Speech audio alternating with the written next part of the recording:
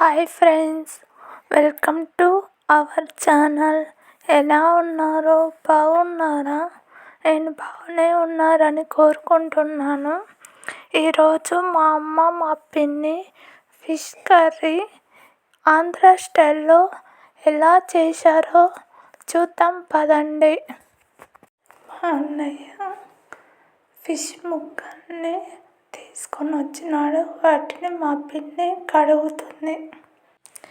కవర్లో నుంచి తీసిన తర్వాత వాటిని బాగా ఒక పాత్రలోకి వాటర్ తీసుకొని వాటిని వేసిన తర్వాత వాటర్లోకి ఆమె శుభ్రంగా కడగాలి. ఫిష్ని కడిగిన తర్వాత ఒక ప్లేట్ తీసుకోవాలి.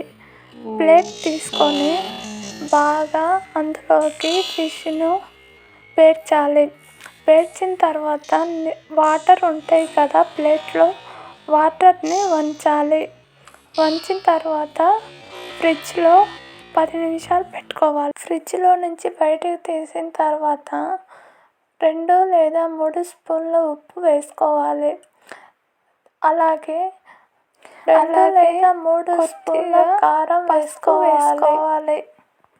వేసుకున్న తర్వాత వాటిని ముక్కల్ని బాగా కలిసే విధంగా కలుపుకోవాలి. ముక్కలకి బాగా ఉప్పు కారం సరిపోయేటట్టుగా అంటిని బాగా కలుపుకోవాలి. ఒక నిమ్మకాయని తీసుకోవాలి. నిమ్మకాయని తీసుకొని నడుంకి కోయాలి కత్తితో. ఒక పప్పు తీసుకొని కొంచెం రసాన్ని కోయాలి. అలాగే బాగా కలుపుకున్న తర్వాత మన దగ్గర మెంతుల పొడి ఉంటే 1 స్పూన్ వేసుకోవాలి. వేసుకున్న తర్వాత వాటిని బాగా కలుపుకొని కొత్తిమీర కొద్దిగా వేయాలి. మనం ముందుగా కొంచెం చింతపండుని వాటర్లో నానబెట్టుకోవాలి. స్టవ్ మీద ఒక పాత్రను పెట్టుకోవాలి. పాత్ర పెట్టుకున్న తర్వాత 2 లేదా 3 స్పూన్ల ఆయిల్ వేసుకొని తర్వాత ఆనియన్ కట్ చేసుకున్న తర్వాత వేసుకొని తర్వాత కొంచెం అల్లం పేస్టును వేసుకోవాలి. వేసుకొని బాగా కలుపుకోవాలి.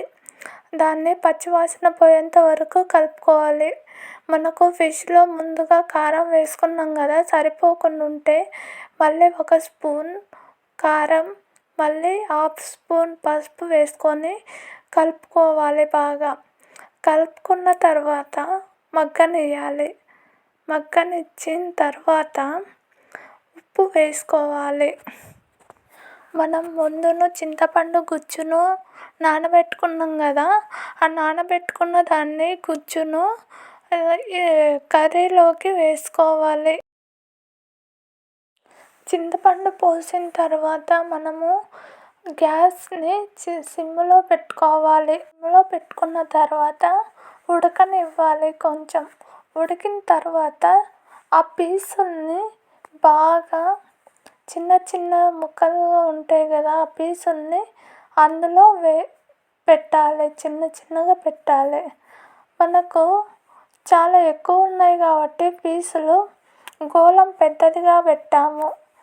వీడియో చూపించినట్టు పీసులన్నీ వాటర్లోకి పెట్టాలి.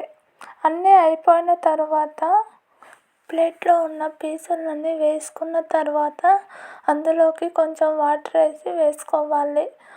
తర్వాత 5 మినిట్స్ 10 మినిట్స్ చేపని ఉడికించుకోవాలి. ఉడికించుకున్న తర్వాత కొంచెం పైన కొత్తిమీర చల్లుకోవాలి.